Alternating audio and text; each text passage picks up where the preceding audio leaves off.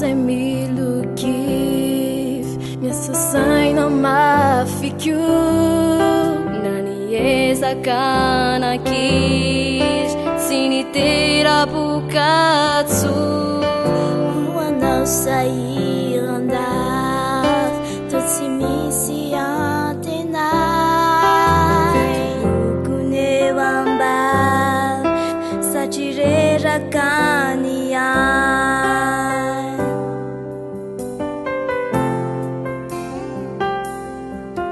hoanao zay milokivy miasa saina mafiko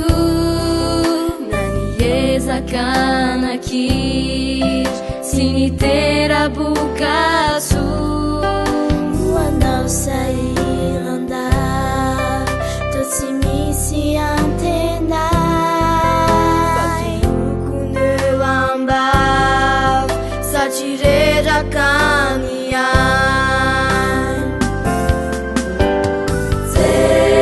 Jeso ilay mpiandry tsara Jeso mahay mikarakara Jeso lay tompo be fiantra Jeso mitsinjo ny mahay toy izao Jeso narasoa mampo na izy amampianao sy arotsaka ny soa magnino aminy ny fiainanao rehetra ilay fitiavany anetsy manao be